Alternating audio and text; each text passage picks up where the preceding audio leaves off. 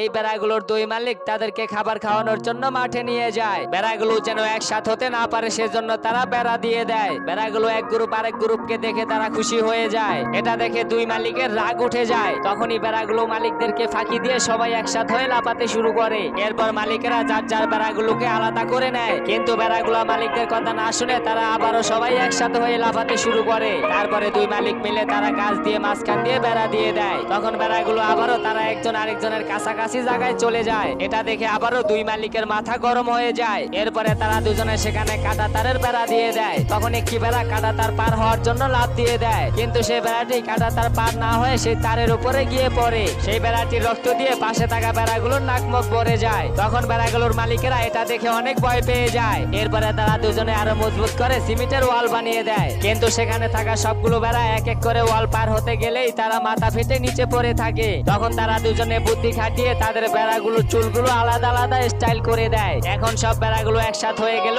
তাদের মালিকেরা তাদের চুলের স্টাইল থেকে খুঁজে বের করে নিয়ে যাবে, কিন্তু বেড়াগুলোর একজনের চুলের স্টাইল থেকে আরেক গ্রুপের ভালো লাগে না, যার কারণে তারা নিজেরাই মারামারি করতে শুরু করে। তখন সেখানে সবগুলো ঘোড়া মরে যাওয়ার পরে একটি ঘোড়া বেঁচে থাকে, কিন্তু একটু পরেই সেই বেড়াটিও মারা